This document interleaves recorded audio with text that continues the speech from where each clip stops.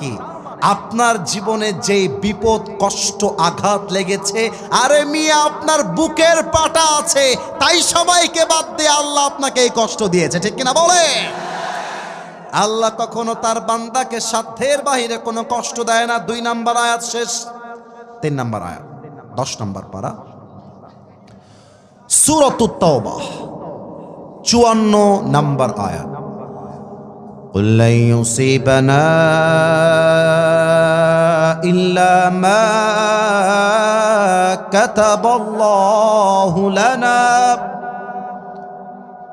Whatever I have decided must happen, and whatever I have not decided will never happen. আল্লাহ বলছেন, বান্দা আমি তোর কপালে যা লিখে রেখেছি তা কখনো হারিয়ে যাবে না, আর আমি তোর কপালে যা লিখে রাখি না এই পুরো দুনিয়া মিলেও তোকে তা দিতে পারবে না।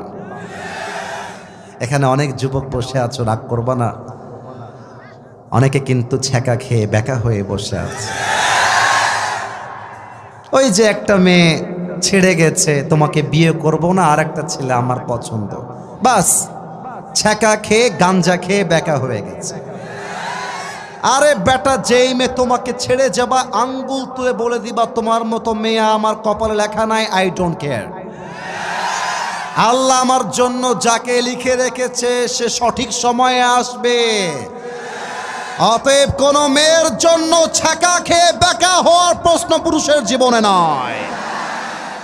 আরে তোমার মতো একটা মেয়ে ছাড়লে আমার কি হবে? তোমার জন্য একটা বিয়ে জায়েজ, আমার জন্য 4টা বিয়ে জায়েজ। তুমি আমাকে ছেড়ে একটা বিয়ে করলে আমার পরোয়া নাই, আমার জন্য 4টা, আমি 4টা করে দেখাই দিব, ঠিক কিনা বলো? আরে ছ্যাঁকা তোমরা কেন খাও এটা আমার বুঝেই আসে না। আমাকে গায়েবান্ধার একটা ছেলে মেসেজ দিয়েছে যে হুজুর আর ভাল লাগে না, মরে যাব, মরে যাবে। ও আমাকে মেসেজ দিয়েছে মরে যাবে। তার মানে কি বুঝলেন? আজকালকার যুবকরা আল্লাহ ভরসা ভুলে গেছে। আজকালকার যুবকরা সামান্য একটা দুর্ঘটনা ঘটলেই আত্মহত্যা করতে চায়, ঠিক কিনা বলে? দেখেন আল্লাহ ভরসা কাকে বলে আমি প্রশ্ন করছি, আপনারা উত্তর দিবেন। একটু কাশি দেন সবাই, একটু স্থির হয়ে যান যেন উত্তরগুলো ভুল না হয়ে যায়।